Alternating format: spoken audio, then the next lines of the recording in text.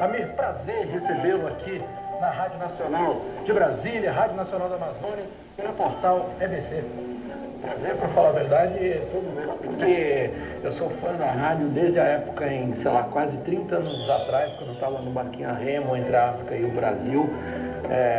Quando eu descobri, tive a monstruosa alegria de descobrir que eu podia copiar o sinal da rádio, me tornei ouvinte. Desde aquela época eu sempre tive curiosidade de conhecer as instalações da Rádio Nacional da Amazônia. Tá certo, vamos saber muita coisa hoje do Amir Klink, dessa história, dessa ligação dele com a Rádio Nacional. Aqui também conosco para participar desse bate-papo, nosso companheiro aqui, repórter do portal EBC, Léo Rodrigues. Léo, prazer recebê-lo aqui mais uma vez. Bom, boa tarde para os internautas, boa tarde para os ouvintes. Aqui essa conversa, né, esse bate-papo, e também convidar todos os ouvintes, internautas a interagir com a gente, mandar perguntas através do Twitter. É só colocar a hashtag Amir Klink que a gente vai estar monitorando as perguntas por aqui. Tá certo, então o Léo vai monitorar toda essa situação e vai também participar desse bate-papo. Amir, claro que ficou esse gostinho pro ouvinte da Rádio Nacional. Como é que é? Explica pra gente como é que foi essa sua ligação com a Rádio Nacional. Quando você estava lá fazendo a sua expedição, o que aconteceu? Fala pra gente com essa ligação com a Rádio Nacional. A história da viagem a remo, da travessia, foi em 84.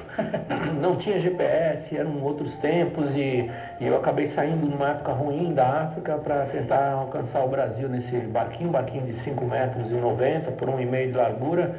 E logo nos primeiros dias eu consegui sintonizar a Rádio Nacional da Amazônia. Um dos radioamadores que falava comigo em ondas curtas, em 15 metros, ele falou que eu provavelmente pegaria a rádio do Brasil, porque nos dias de propagação melhor o sinal chegava até o continente africano. O Gerd Slort, que me acompanhou. Mas naquelas semanas, como a gente só falava em ondas curtas, a curta distância não tinha alcance. Eu precisava estar mais longe da África. E aí eu fiquei muito surpreso quando eu consegui o sinal da rádio e comecei a ouvir as notícias do dia a dia do Brasil, de um Brasil muito especial, né? Um Brasil amazônico, então foi muito bacana. Podemos dizer que era a sua companhia naquele momento, né? Que você estava ali tão solitário. Parece prosaico falar isso, mas é verdade. O rádio faz companhia de verdade, não é uma maneira figurativa de falar. Você se transporta fisicamente. Era uma coisa fascinante ouvir os pedidos dos ouvintes pela rádio, os programas, notícias do Brasil, programas locais que estavam tão distantes geograficamente e tão próximos da minha curiosidade ao mesmo tempo.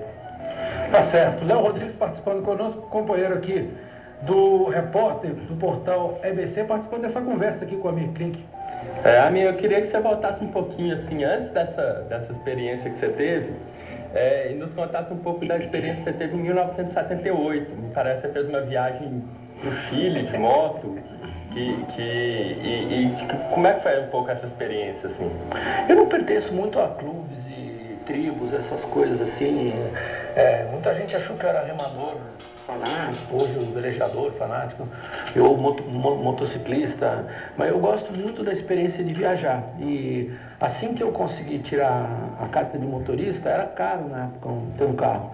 E eu tinha essa sede de conhecer a América do Sul, então tinha viajado um pouco pelo Brasil, meu pai arrastava a gente, e minha primeira viagem importante mesmo foi uma viagem de moto pela América do Sul, com um capacete sem viseira, imagina.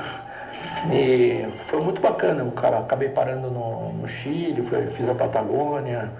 De que forma que essa experiência te estimulou a seguir daí para frente pelo mar, né, através dos barcos?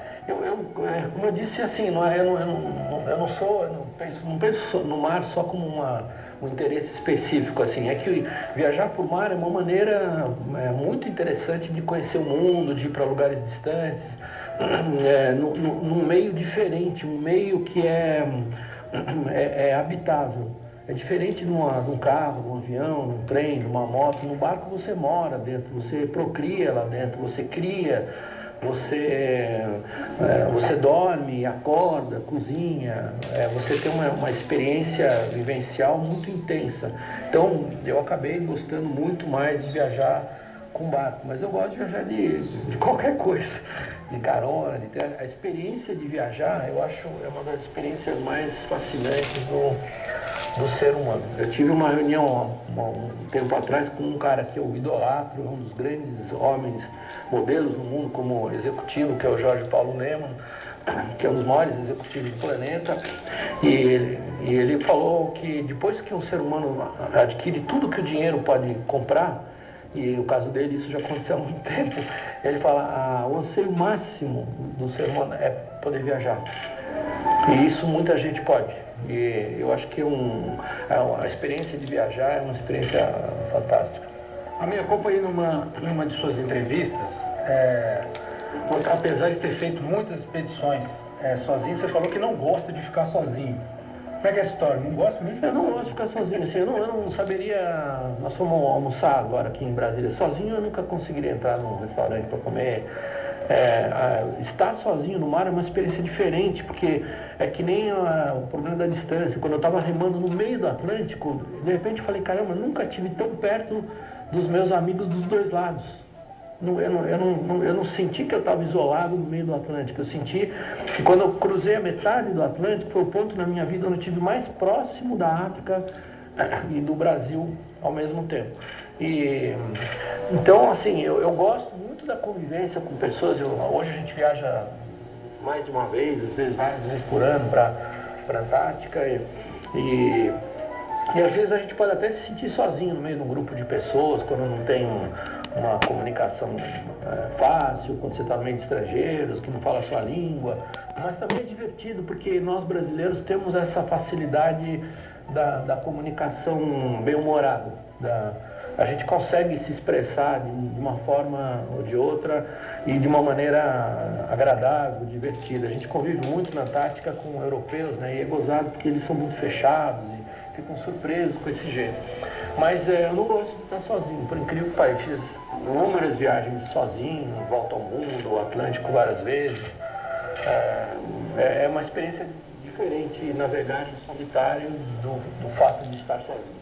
E aí aconteceu com você, para me guardar isso tudo para você, ainda bem que você colocou tudo no livro, para contar a história também para o pessoal. Foi uma casualidade. Hoje tem gente que organiza uma viagem, já prepara a palestra que vai fazer, o livro, quer dizer, já sai com esse propósito. Eu nunca tive esse propósito. Eu gosto muito da língua portuguesa, que é uma língua, infelizmente, pouco conhecida no nosso país. A gente só descobre a beleza da nossa língua, a riqueza dela, quando a gente aprende outros idiomas. Por isso que eu levanto essa bandeira. Nós temos, num país que tem 220 línguas vivas que estão morrendo nesse momento, não tem programa nessas línguas, o seu programa não tem em nenhuma dessas línguas, o que é uma lástima. É fundamental que a escola hoje ensine as matérias em outras línguas. Por que a aula de matemática não pode ser em inglês, a aula de história em alemão, a aula de português em francês, por exemplo? É importante para a gente conhecer a nossa língua. A língua portuguesa é linda, e ela é mal utilizada. O meu advogado escreve mal. É difícil você perdoar alguém que não se expressa bem na própria língua. E você vê a capacidade, mas o ensino, temos vários problemas na educação brasileira. Mas quando você anda no Nordeste, por exemplo, no Pernambuco, né, e você assiste a esses desafios, por exemplo, aos competistas, a agilidade, a riqueza de vocabulário para você participar do desafio, é um negócio fantástico que a gente tem que cultivar mais. Então, eu sou fã da nossa língua e por uma casualidade eu gosto de escrever e fui feliz com os livros. Tem vários livros que eu escrevi que não serão publicados porque ficaram uma porcaria, mas o que foi publicado, alguns eu gosto bem. Tá certo, estamos conversando então nesse hangout com o Amir Klink, um dos maiores nomes da expedição marítima mundial, com as rádios Nacional de Brasília, Rádio Nacional da Amazônia e também no portal da EBC, www.ebc.com.br. Nosso companheiro Léo Rodrigues está aqui do portal EBC. E aí, Léo?